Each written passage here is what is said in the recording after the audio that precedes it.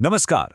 आज हम बात करने वाले हैं एक ऐसे ट्रेड डील की जो सिर्फ दो देशों की इकोनॉमी को नहीं बल्कि उनके फ्यूचर को, उनके टैलेंट को और उनकी उम्मीदों को एक साथ जोड़ रही है। तो चलिए भारत और न्यूजीलैंड के बीच हुई इस खास पार्टनरशिप को जरा और करीब से समझते हैं।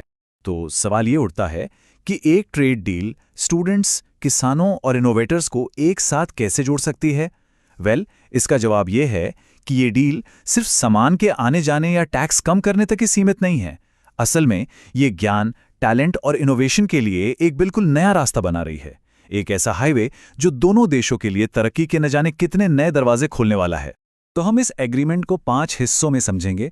सबसे पहले ये नई संधि है क्या, फिर भारतीय इंडस्ट्रीज के लिए इसमें क्या है, इसके बाद स्टूडेंट्स और प्रोफेशनल्स के लिए मौक़ों पर बात करेंगे, फिर देखेंगे कि इन्वेस्टमेंट और एग्रीकल्चर में क्या साझेदारी हो रही है, और आखिर में इसके फ्यूचर विजन को समझने की कोशिश करेंगे। तो चलिए शुरू करते हैं पहले हिस्से से, भारत न्यूजीलैंड एक नई संधि। समझने की कोशिश करते हैं कि आखिर इस पार्टनरशिप की बुनियाद क्या है, क्यों ये इतनी खास है और कैसे ये दोनों देशों के रिश्तों में एक नया चैप्टर लिख रही है। अब देखिए, इस एग्रीमेंट में जो सबसे हैरान करने वाली बात है वो है इसकी स्पीड। मार्च 2025 में बातचीत शुरू हुई, फटाफट 5 दौर की बातचीत हुई और दिसंबर 2025 तक डील फाइनल हो गई, मतलब रिकॉर्ड टाइम में। ये सिर्फ कोई कागजी काम नहीं है, ये दिखाता है कि दोनों तरफ से कितनी मजबूत पॉलिटिकल विल थी, और यही वजह है कि ये किसी भी डेवलप्ड देश के साथ भारत के सबसे तेज एफटीए में से एक बन गया है। और ये कोई मामूली ट्रेड एग्रीमेंट नहीं है। जैसा कि कॉमर्स सेक्रेटरी राजेश अग्रवाल ने कहा, ये एक नई पीढ़ी का व्यापार समझौता है और ये 4 पिलर्स पर टिका है: टैरिफ, एग्रीकल्चरल प्रोडक्टिविटी, इन्वेस्टमेंट और टैलेंट। यही 4 चीजें हैं जो इसे इतना खास बनाती हैं। तो चलिए एक एक करके इन पिलर्स को समझते हैं। तो आते हैं हमारे दूसरे सेक्शन पर और पहले पिलर पर, व्यापार भारतीय उद्योगों के लिए। देखते हैं कि ये डील इंडियन बिजनेसेस के लिए न्यूजीलैंड के मार्केट का दरवाजा असल में कैसे खोल रही है। 100%, 100%, ये नंबर इस डील का सबसे अहम हिस्सा है।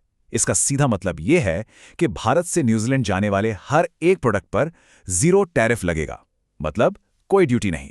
ये इंडियन एक्सपोर्टर्स के लिए एक जबरदस्त मौका है। और इसका सबसे बड़ा फायदा उन सेक्टर्स को मिलेगा जहां सबसे ज्यादा लोग काम करते हैं, जैसे कि टेक्सटाइल्स, लेदर, फार्मा।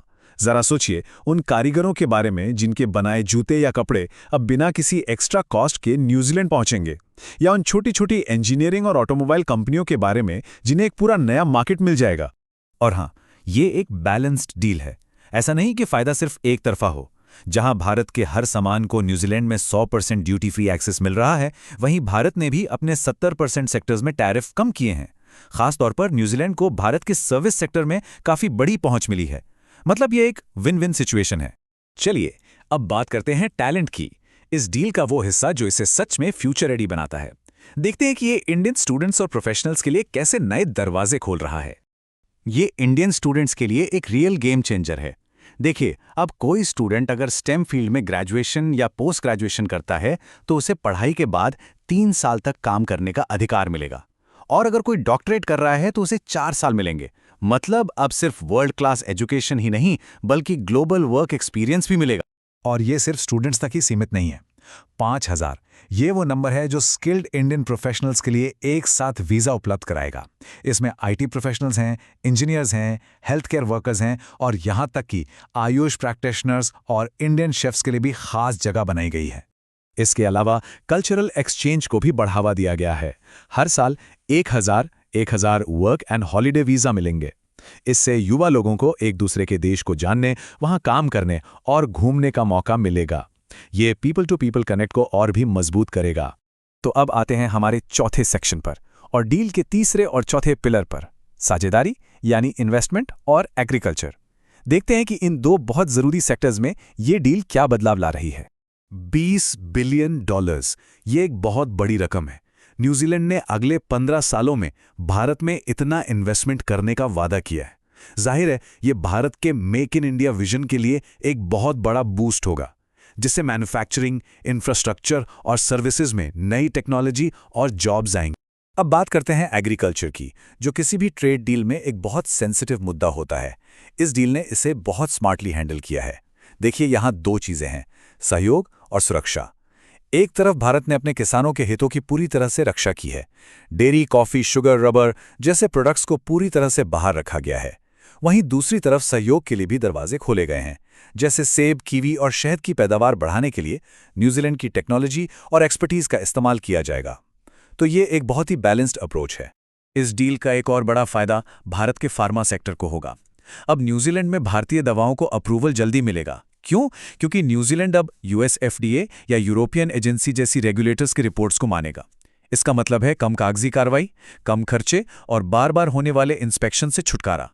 इससे भारत की बनी दवाएं वहां के मार्केट में जल्दी पहुंचेंगी। तो चलिए अब आखिरी हिस्से पर आते हैं, भविष्य का दृष्टिकोण। इन सब चीजों से आगे बढ़कर ये अग्रीमेंट लंबे समय में भारत के लिए क्या मायने रखता है? देखिए, इस FTA को विकसित भारत 2047 के बड़े लक्ष्य के एक अहम कदम के तौर पर देखा जा रहा है।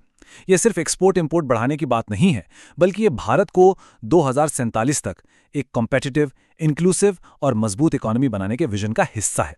तो बार बार ये जो शब्द आ रहा है, नई पीढ़ी का FTA, इसका मतलब क्या है? मतलब ये कि ये पुराने जमाने की ट्रेड डील्स जैसा नहीं है।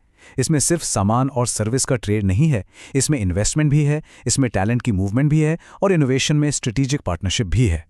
ये एक पूरा पैकेज है जो आज की मॉडर्न इकोनॉमी के लिए बनाया गया है, जहां असली वैल्यू सिर्फ चीज़ों की नहीं बल्कि आइडियाज़ और स्किल्स की भी है।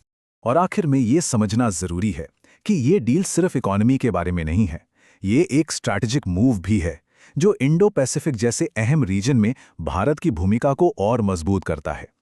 और ये हमें एक बड़े सवाल के साथ छोड़ जाता है कि इस डील का इंडो पैसिफिक में भारत के रोल के लिए क्या मतलब है और भविष्य में ये पार्टनरशिप इस पूरे क्षेत्र की डायनामिक्स को कैसे बदलेगी।